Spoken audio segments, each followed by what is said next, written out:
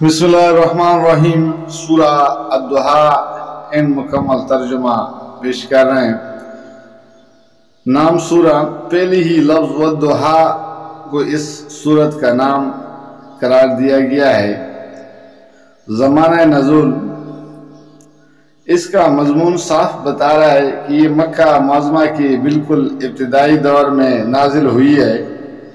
روایات سے بھی معلوم ہوتا ہے کہ کچھ مدت تک وحی کے نزول کا سلسلہ بند رہا تھا، جس سے حضور صلی اللہ علیہ وسلم سخت پریشان ہو گئے تھے اور بار بار آپ کو یہ اندیشہ لاحق ہو رہا تھا کہ کہیں مجھ سے کوئی ایسا قصور تو نہیں ہو گیا جس کی وجہ سے میرا رب مجھ سے ناراض ہو گیا ہے اور اس نے مجھے چھوڑ دیا ہے۔ اس پر آپ کو اطمینان دلایا گیا ہے کہ وحی کے نزول کا سلسلہ کسی ناراضی کی بنا پر نہیں روکا گیا ہے، بلکہ اس میں وہی مصلحت کار فرما تھی جو روز روشن کے بعد رات کا سکون طاری کرنے میں کار فرما ہے۔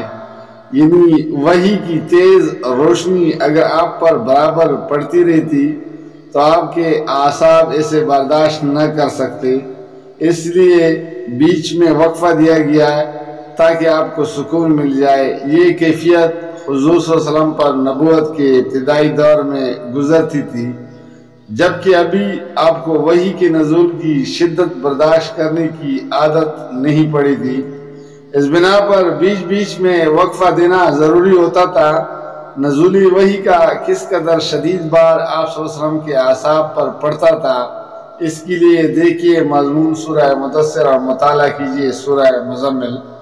بعد میں جب حضور صلی اللہ علیہ وسلم کے اندر اس بار کو برداشت کرنے کا تحمل پیدا ہو گیا تو طویل وقفے دینے کی ضرورت باقی نہیں رہی۔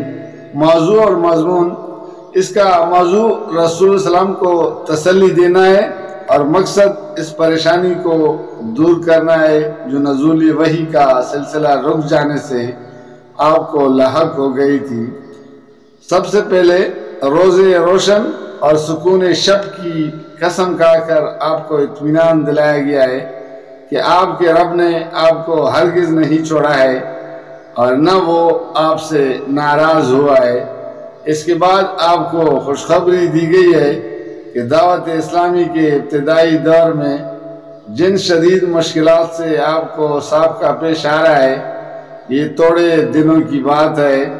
آپ کے لیے ہر بات کا دور پہلے دور سے بہتر ہوتا چلا جائے گا اور کچھ زیادہ دیر نہ گزرے گی کہ اللہ تعالیٰ آپ پر اپنی عطا و بخشش کی ایسی بارش کرے گا جس سے آپ خوش ہو جائیں گے۔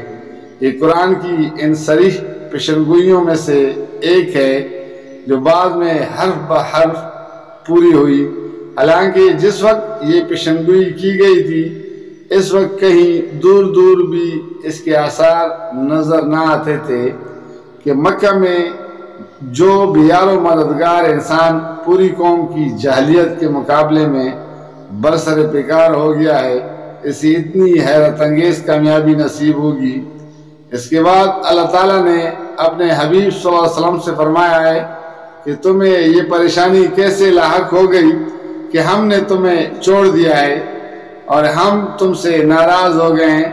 ہم تو تمہارے روز پیدائش سے مسلسل تم پر مہربانیاں کرتے چلے آ رہے ہیں۔ تم یتیم پیدا ہوئے تھے، ہم نے تمہاری پرورش اور خبر گیری کا بہترین انتظام کر دیا۔ تم ناواقف راہ تھے، ہم نے تمہیں راستہ بتا دیا۔ تم نادار تھے، ہم نے تمہیں مالدار بنایا۔ یہ ساری باتیں صاف بتا رہی ہے کہ تم ابتدا سے ہماری منظور نظر ہو اور ہمارا فضل و کرم مستقل طور پر تمہارے شامل حال ہے۔ اس مقام پر سورہ طٰہٰ آیت نمبر 37 تا 42 کو بھی نگاہ میں رکھا جائے، جہاں حضرت موسیٰ علیہ السلام کو فرعون جیسے جبار کے مقابلے میں بیچتے وقت اللہ تعالیٰ نے ان کی پریشانی دور کرنے کے لیے انہیں بتا دیا ہے کہ کس طرح تمہاری پیدائش کے وقت سے ہماری مہربانیاں تمہارے شامل حال رہی ہیں۔